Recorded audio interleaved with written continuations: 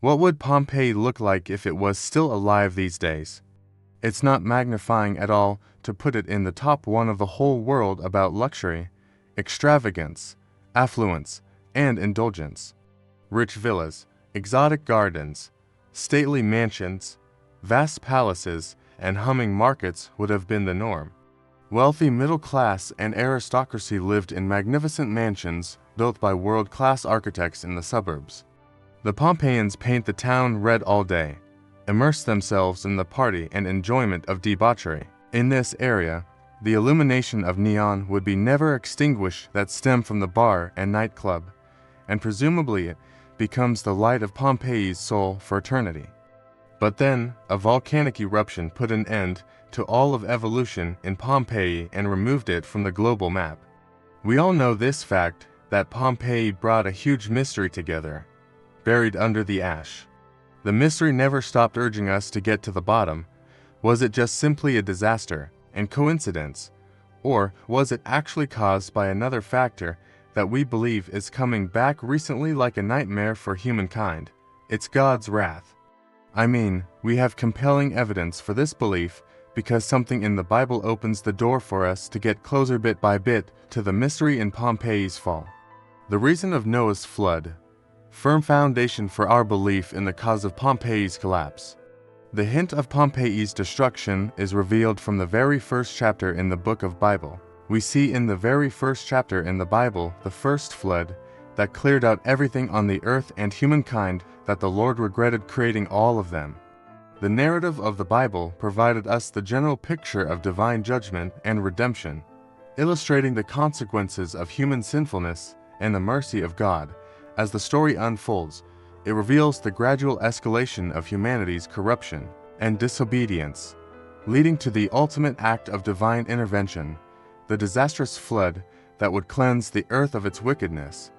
The descent into depravity begins with the increasing sin among mankind as described in Genesis 6:5-6. The Lord saw how great the wickedness of the human race had become on the earth, and that every inclination of the thoughts of the human heart was only evil all the time. The Lord regretted that he had made human beings on the earth, and his heart was deeply troubled. In response to humanity's moral decay, God resolves to bring about a flood to destroy all living creatures, sparing only Noah and his family, who are found to be righteous in the eyes of the Lord. Genesis 6:7 states, "So the Lord said, I will wipe from the face of the earth the human race I have created, and with them the animals, the birds, and the creatures that move along the ground, for I regret that I have made them." Every living thing is buried beneath the rising flood waters, which engulf even the tallest mountains, according to Genesis 7:21-23. Every living thing that moved on land was destroyed, including all humans, livestock, wild animals, birds, and other flying creatures. Everything with life in its nostrils that was on dry soil perished. Everyone and everything that was alive on earth was eliminated, including birds, animals, and things that moved across the surface of the planet. There was only Noah and the people in the ark with him. So, what we need to focus on the great flood is the reason why the earth suffered the retribution. It's none other than the wickedness and transgression of humans, the way they lived, the way they treated each other, the way they got their sinfulness to take over their soul. It must be too terrible to cross the line of God's wrath that brought about the great flood, being considered to be the first biggest disaster on the earth due to its damage. The flood swept away not just an area, a city, or a nation. It was exactly all over the surface of the whole world. This great flood is a firm foundation for our belief in what genuinely led to Pompeii's fall from the first place. God outrightly punished humankind for their corruption that opposed his hope and orders, and we all know that God always sees us, witnesses all things happening over the world. So God's retribution continued when the transgression, immorality sprouted in human soul once again. What was depicted about the Sodom and Gomorrah fall in the book of Genesis served as a compelling testament of emergence of God's retribution. It's necessary for us to comprehend the reason why God made up his mind to punish these two cities. This is the extract from Genesis 19:4-5. Before they had gone to bed, all of their men from every part of the city of Sodom, both young and old, surrounded the house. They called to Lot, "Where are the men who came to you tonight? Bring them out to us so that we can have sex with them." The bunch of men crowded around Lot's house for the explicit desire that apparently happened as usual in this city. It even ingrained in their culture and made the behavior worse day by day. The action above was emblematic of moral decay when humans chase after the debauchery, breached the commandments of God. We can see the depths of depravity reached by its inhabitants to the extent that the outcry to the Lord against its people is so great that he has sent us to destroy it. Genesis 19:13. There it was, the start of the reemergence of humans' deterioration that brought God's wrath back. And then we witnessed the death signs reemerge on the earth. By the time Lot reached Zoar, the sun had risen over the land. Then the Lord rained down burning sulfur on Sodom and Gomorrah from the Lord out of the heavens. Thus he overthrew those cities and the entire plain, destroying all those living in the cities and also the vegetation in the land. Genesis 19:23-25. God, in his righteous wrath, pronounced judgment on these towns, a penalty appropriate for their transgressions. A fury of divine wrath descended from the heavens, showering the wicked multitudes in fire and brimstone. The earth trembled beneath the weight of divine retribution, and screams of terror filled the night sky. As we always know, God always observes and knows anything that happened to the earth. God, with benevolence, saved the righteous men, but also came to his senses to destroy the things that deserve to be punished. And now we can't deny the fact that it was not a coincidence when it comes to the Pompeii fall. Everything that happened in the city non-stop reminded us of the retribution in the past, like the Great Flood and the Sodom and Gomorrah's collapse. God's wrath reemerged again, and what Pompeii suffered then was the same with Sodom and Gomorrah. The thing we're always afraid of, it literally came again. So, a question that seemingly reiterated in panic for ages in the aim of indicating the reason for this punishment. So what brought God's wrath back again in Pompeii? Its corruption and debauchery of Pompeian humans seemingly didn't take any lessons from the past. Being one of the most luxurious cities of Rome, Pompeii's lifestyle was characterized by opulence for the wealthy, comfort for the middle classes, and hardship for the poor.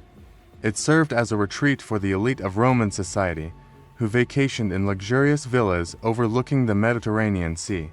With a bustling population exceeding 10,000 inhabitants, Pompeii attracted Romans from across the empire, offering opportunities for upward mobility and the chance to rival the upper echelons of society. Because of its advantageous location at the foot of Mount Vesuvius, Pompeii's residents had easy access to abundant agricultural land, which they exploited along with commercial ships that were involved in the import and export of goods from all over the world.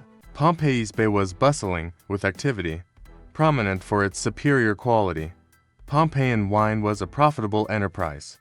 The wine of Pompeii was discovered to have its signature as far away as North Africa and France, according to recent archaeological finds. But the high-end stores that adorned the city's streets were actually what generated the majority of the revenue. These places were adorned with contemporary shutters that were utilized to shut down the stores at night. These stores served the refined tastes of Pompeii's populace by providing a wide range of goods that were supplied from both within and outside the Roman Empire. In fact, Pompeii became the Roman Empire's jewel in its crown, demonstrating its opulence, sophistication, and global reach. By concentrating on the various facets of a country's existence, we can observe that Pompeii was a location of unmatched freedom and promiscuity in a city without boundaries. It was also thought that this was the source of God's wrath due to cultural aspects of this city, that we acknowledge the vast gap between the rich and the poor, coupled with their boundless pleasure, caused the entire city to collapse. Upon excavating the city in the Middle Ages, researchers were shocked to find explicit domestic items, symbols, inscriptions, and unsettling murals. These discoveries were considered so offensive that in 1821 they were placed in the secret museum and labeled as pornographic. In 1849, Blocks were used to block the collection's entrance in order to keep the items hidden from the public. Some of this material was kept in enclosed metal cases and wasn't made public until many years later. At Pompeii, the excavations attracted the interest of scholars who pieced together an understanding of life in Pompeii from historical documents and archaeological findings. If this understanding were to be visualized, it would be as disturbing and unsettling as the explicit artwork found within the city. And when it comes to the god worshipped in Pompeii, this might startle us all. The idol that the Pompeians worshipped was called Priapus, and it was portrayed in a way that would make any rational person cringe at the idea of a whole country honoring such a corrupt god. Even following a signpost could lead one to encounter unimaginable signs and symbols. It seemed as though every wall, brick, and stone in the city promoted lust and immorality, despite the fact that statues, which Pompeians sometimes saw as heroic symbols, were really representations of the most horrific crimes. They were nevertheless praised for their great valor and courage. A great deal of Pompeian art basically celebrated adultery, elopement, and conflicts within families. All of these things Pompeians worship opposed the Lord's hope in the first place when he created this earth and the humankind. They didn't take any lessons from the past. They let the life granted by God slope into depravity and transgression. The indulgence was so deep that no one could turn over a new leaf. God, from above, saw everything worse day by day in this area and sent them retribution, also as a salvation. I am sure that no one could imagine the consequence of this eruption being so great like that. Rome bore a big loss when Pompeii was cleared out from the world map. Was it just a coincidence? Or did God actually warn humans a long time ago? Roughly 1600 BC. It can't be denied that I got the shiver down my gut when I figured out the similarity of the collapse in Akrotiri and Pompeii, that both were buried under the volcanic eruption's lava. How it can be, the fall of Akrotiri, an ancient Minoan city located on the island of Thera, modern-day Santorini, is shrouded in mystery and speculation. While there is limited historical documentation regarding specific omens associated with Akrotiri's demise, archaeological evidence provides insights into the cataclysmic events that led to its destruction. One significant omen that may have foretold Akrotiri's fall was the seismic activity and volcanic unrest that preceded the eruption of Thera. The island of Thera is home to a dormant volcano, and signs of its impending eruption likely manifested in the form of earthquakes, tremors, and other geological phenomena. Thus, seismic disturbances may have been interpreted by the inhabitants of Akrotiri as omens of impending disaster, prompting fear and uncertainty among the population. The eruption of Thera, which occurred around 1600 BC, was one of the most powerful volcanic events in recorded history. The eruption unleashed a massive explosion that devastated the island of Thera and sent volcanic ash and debris hurtling into the atmosphere. The city of Akrotiri was buried under several meters of volcanic ash. No one alive from that eruption onward. All achievements, all culture, tradition, and peoples of a nation were removed from the world map. But it has never ever kept silence in me. I see that, though being deeply underground, it is trying to reveal something really shocking to us. We believe their fate indicates a deeper connection beyond mere coincidence. I boldly issued a hypothesis. What if God had mercy and let the Akrotiri city reincarnate into Pompeii in 79 AD, but then all people of the city lost their primitive morals, and he repeated the punishment exactly the same with what happened to Akrotiri? No one mentioned what rendered those two volcanic mounts, which were still quiet, but suddenly erupted. Yet most of us had the answer in our mind. It's none other than God's wrath. And now it's coming again. The God's wrath, the death signals back to the current days. I wonder if we will suffer the same destiny as Pompeii when the death signals emerge throughout the world like a symphony of God's wrath. In the shadow of mounting sin and debauchery, the earth itself seemed to groan, signaling the impending wrath of the divine. The warning signs were unmistakable, etched in the fiery fury of volcanic eruptions that blazed across the globe like omens of doom. The earth convulsed with seismic unrest, its molten core boiling with discontent.